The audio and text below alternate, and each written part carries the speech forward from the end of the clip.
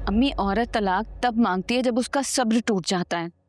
हम नहीं जानते कि हाजरा वहां क्या कुछ सह रही है। गलती आप लोगों की ही है। जब उसे जबरदस्ती बुर्का पहनाया जा रहा था, अगर तब कुछ बोला होता ना तो आज ये दिन ना देखने पड़ते। हमने हाजरा को इज्जत से रुखसत किया था, कोई फरोख्त नहीं किया था उसे।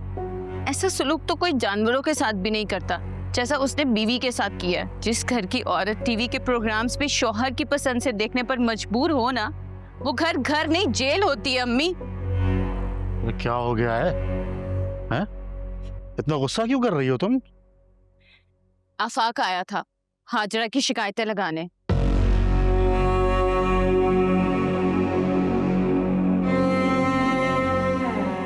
हाजरा और आफाक के झगड़ों ने तो हम सबको परेशान कर रखा है। लगता है ये सबको मरीज बनाकर छोड़ेंगे दोनों। बात सुनो, देखो इस हालत में तुम गुस्सा मत किया करो यार।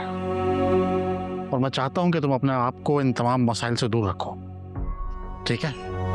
और माना कि वो तुम्हारी बहन है, उसके अच्छे बुरे का ख्याल रखना तुम्हारा फर्ज है, तुम्हें अच्छा लगता है ये सब कुछ करना, लेकिन इन दिनों में नहीं है। इन दिनों में बस तुम सिर्फ अपना ख्याल रखो, बस।